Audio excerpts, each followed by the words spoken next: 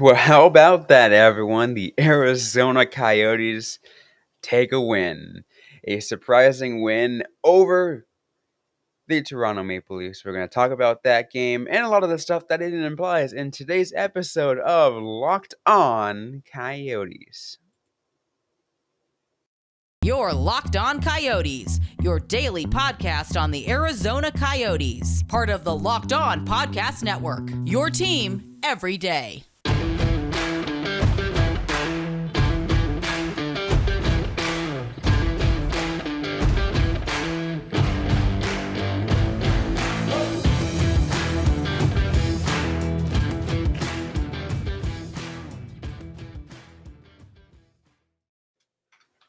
Welcome to the show, everybody. I'm Robin Leonio. That's Carl Pavlok right beside me.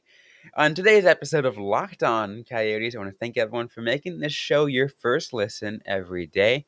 We are free and available on all platforms, including on YouTube. We got a great show for you guys on today's episode. We are now in post-game. We're talking Arizona Coyotes and Toronto Maple Leafs. Arizona taking the 4-2 win over Toronto in Toronto, extending their point streak, Carl, from what I saw on social media, to the last however many years, 2002, the last time they Yeah, didn't get a point against I Toronto.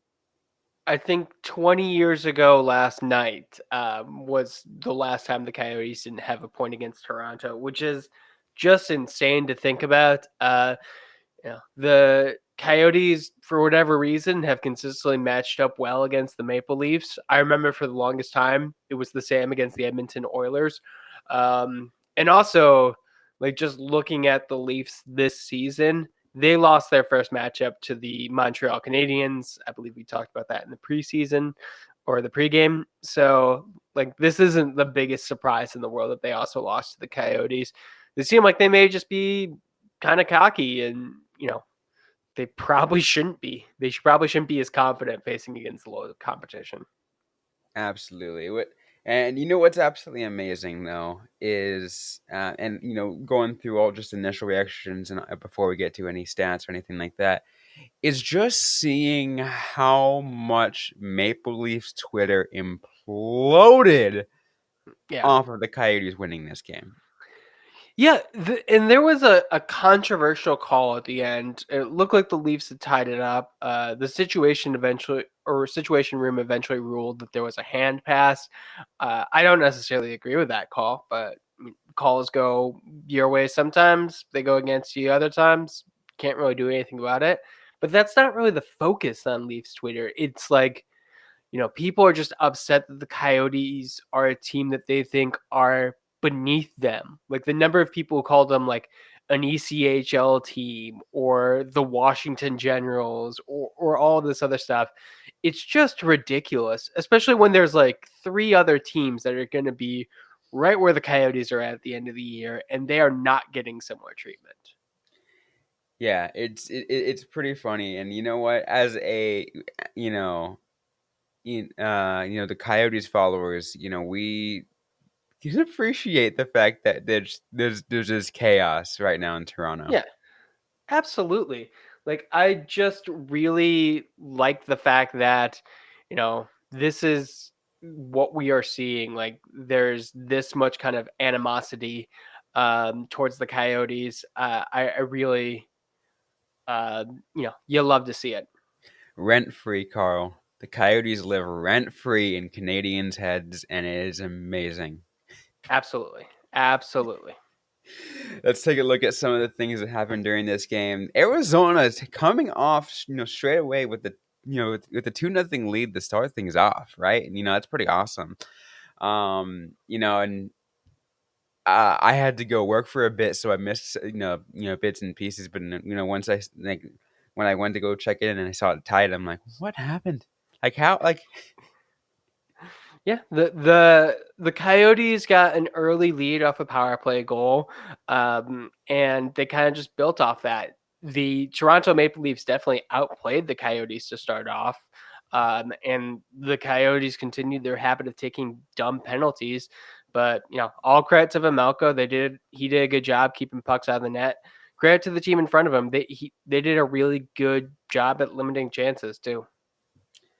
Absolutely, um, and I'm looking at it too. That it's the I think a lot of people, a lot of people are also looking at that penalty against them against the Leafs that kind of led to the Coyotes getting the lead later on. Like, but Yeah, that was that initial call. Well, not that initial call because it was the Leafs' third penalty of the game. Uh, all credit in the world to Barrett Hayton. Made a phenomenal block.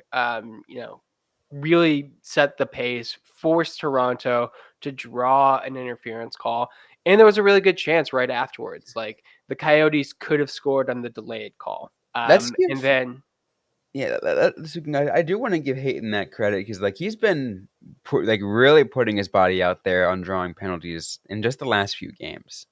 Yeah. Hayton has definitely been a really strong, player to start the season. He is not getting as much love on the score sheet, but he is definitely standing out when you're watching the games. Absolutely, and there's something that you brought up that I really want to address, and I think it's really cool. Um, Shane Gottisbehere's go ahead goal. There's a Yes. little bit of some interesting bit on that one, right? The go-ahead goal or his It was power play goal, excuse me. yeah. They're one of his power play goals. Uh, yeah, I mean, Gostisbehere has also played really well. He had his third assist on the game or of the season on the Nick Ritchie goal. I do like that Ritchie. All three of his goals have come from Gostisbehere and Mosier. That's delightful to see. That But part too, and yeah, sorry, that's what I meant. My brain just got confused for a sec, but yes, you are correct on that one. But Shane got to spear with the go ahead goal also, which was awesome, and he's like again, just proving himself to be awesome, like proving yeah, himself that the Flyers made a mistake in just dropping him. yeah. The Coyotes picked him up for free, and he is looking like a steal every single day. It is really awesome to see. But once again, 4-2 the final score. Um, and it's funny because like, I made the joke about it too, right? I made the joke of the fact that the Coyotes play well in Toronto, and like it's like, oh, maybe you're gonna go for another Eastern Canada sweep or something like that, and like they're starting off on a good note, right? Yeah. Yeah, they're definitely starting this, trip strong, and that's kind of the mental aspect of this game. The Coyotes know that they are supposed to lose some games, but for whatever reason, there's others where they're just showing confidence. Probably a little too much confidence because they're not a great team, but they beat a solid one, and they have two opponents coming up who, you know, they theoretically should be able to compete with. And then finally, they're going to play Colorado next week, who they had great luck against last season. Like I think they were 2-1-1 against the Avalanche last season.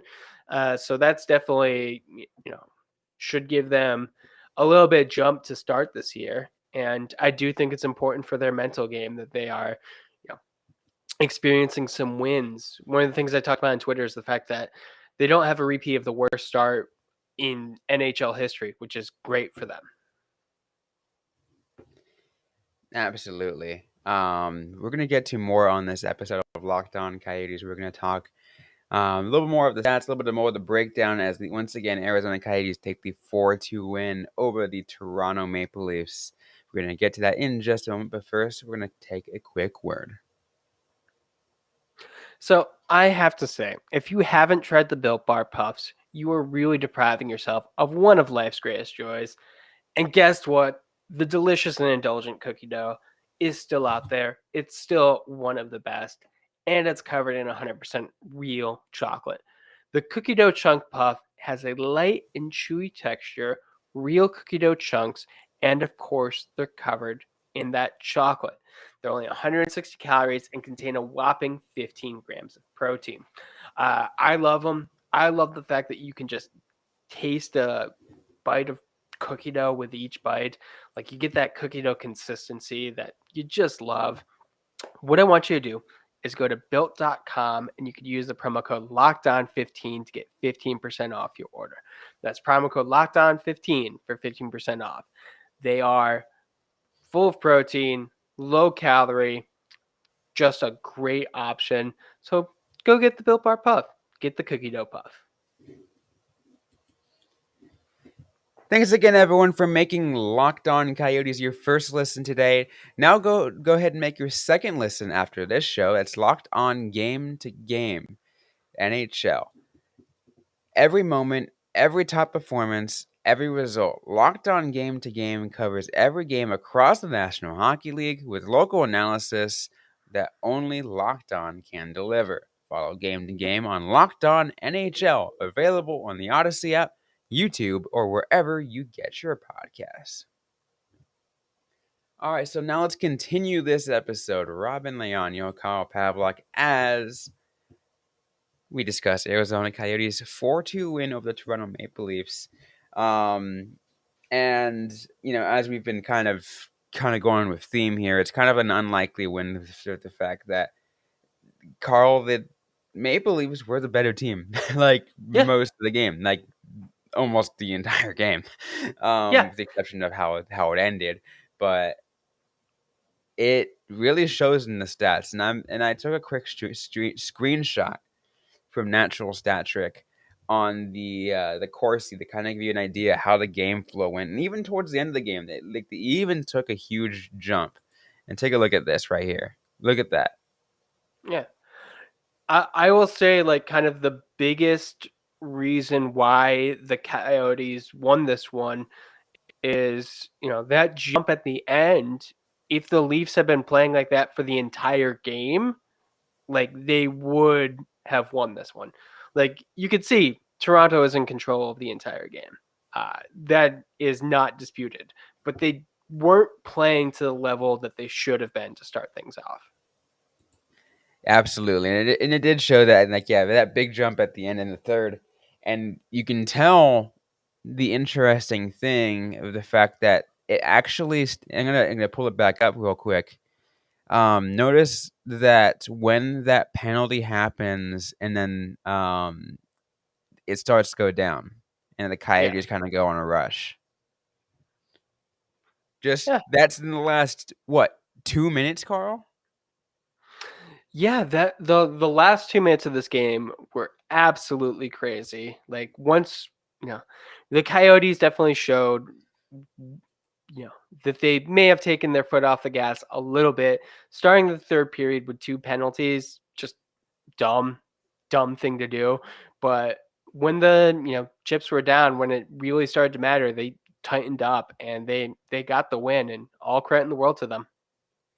Absolutely, and I'll give you something though that kind of gives me an idea of like the Coyotes know what they're doing in some cases. Obviously, skill level, yeah, there was a massive discrepancy in the Maple Leafs, like we've been talking about, were the better team. But like I said, I always looking at natural stature and some of those things that kind of tell a somewhat different story. I, and I'm a big fan of the high danger Corsi because it kind of gives you an idea of are these teams, are these players on these teams going into you know those high danger areas, making sure they can get better opportunities to score. The high danger Corsi was only 15-10 in favor of the Maple Leafs. Yeah. I- the Coyotes did a great job at limiting chances and getting a few of their own, which is great. Like the fact that the Leafs were starting their third string goaltender against the Coyotes, that just provided like all of the kind of motivation in the world for them to light up the lamp. And we saw a few players get really close before Christian Fischer got his first goal of the season, he had another like great look going hard to the net. Like I like the fact that the Coyotes saw an opportunity and they just hammered away at goaltending. Absolutely. I'm trying to look at some of the other stats on here. Scoring chances, yeah, were significantly more in favor of the Maple Leafs, 37-17. Um, and that just tells you, a couple other things too. I mean just that Corsi flow we showed earlier kind of gave you, kind of helped tell you that story. Because they kind of went towards that direction. The Maple Leafs were just making that big jump. But again, like we were saying, you kind of had to give the Coyotes credit for, making the best of their opportunities, and that's what got them to that 4-2 win. Sure. Yeah, the Coyotes looked good on their power plays. They made those chances, you know, work for them. They didn't give up. They went in. When you take a penalty to start the game, we have seen so many times this season already, in the first two games, like that could be really hampering.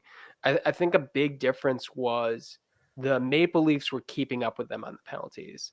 So, like Pittsburgh and Boston, they let the Coyotes just shoot themselves in the foot over and over again. Toronto, like it was tit for tat, and that kept it even. Um, the Coyotes are going to need to find a way to like stay disciplined though. Like just penalty after penalty, this is starting to get ridiculous. Absolutely.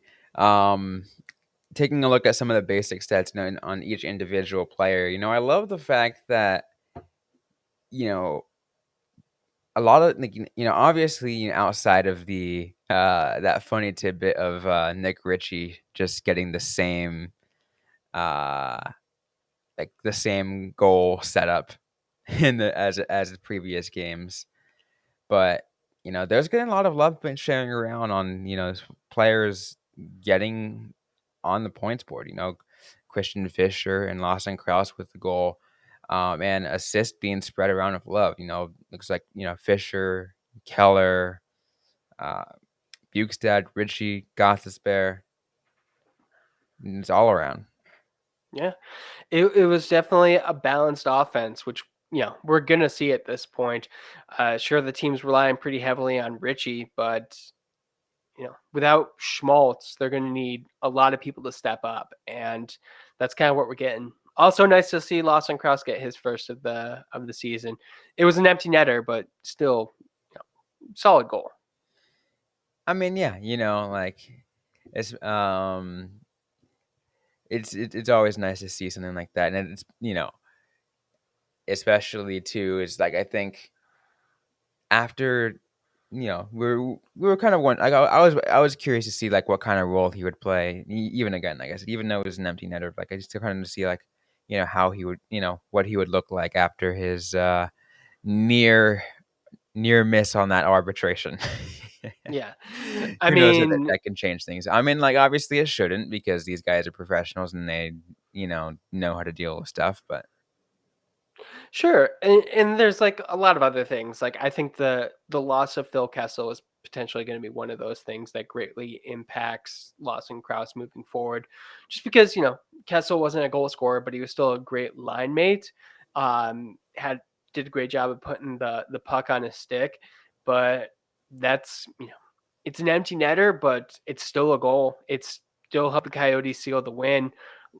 It still counts, and hopefully, we're going to get a lot more from Kraus as the year goes on. absolutely. Yeah, I want to do just a couple more things in just a sec, though. I do want to, tell everyone though that just a quick reminder that all throughout this season we're going to do some live shows for post games. So obviously, be tuned onto Locked On Coyotes Twitter whenever we do something like that. Couple last things I want to do, Carl, and that's about it. Um, is just looking at some, like, just like, I guess, like, other players that maybe we did not mention that we want to that I do want to point out, and I want to start with one, because it's an interesting thing to talk about. It that Yusuf Alamaki was able to play in this game because it's in Canada. Yep. Just like, well, no visa issues. So, hey, Yeah. guess what? We're going to play. Yeah, and he looked okay. Didn't really have any standout moments, but it was great to see him. Hopefully, he can help stabilize the Coyotes' blue line. Absolutely. Any players from you that stood out that we did not mention today? I think Matthias Michelli is quietly having a very good season, and could potentially be a breakout year for him. Absolutely. I think those will be I'm really excited for Michele. Like Yeah, obviously a lot of us say the same thing. I think you've been talking about him for quite a while now. absolutely. Any final thoughts you want to bring up? Yeah, it's great to see the Coyotes get an early win. It's great to see them do it in Toronto. Just kind of make sure that the hockey world realizes that the Coyotes should not be taken too lightly. Yeah. And absolutely. And the one thing I'll say is at least the Coyotes won't have to be on that intense losing streak. So like, starting at a okay better an okay start. Yeah, an okay start, and that's the best way to say it. It's an okay start. It's an okay start. Anyways, though, we're about out of time for this episode of Locked On Coyotes. If you like what you heard, don't forget to leave a review, like, comment, subscribe if you have yet to already. We're available everywhere you get your podcasts, including on YouTube. Don't forget to interact with us on social media. We're on Facebook, facebook.com/Locked On Coyotes, and on Twitter at LO_Coyotes. I am personally at Robin_Leonio. Call Pavlok is at Call Pavlok FFH. Interact with us, ask a question you might have. We might answer right back or on a future episode of the Locked On Coyotes podcast. Thanks again, everyone, for tuning in today's episode. Hope you guys are staying safe out there. Hope you guys are staying healthy. And don't forget to howl on.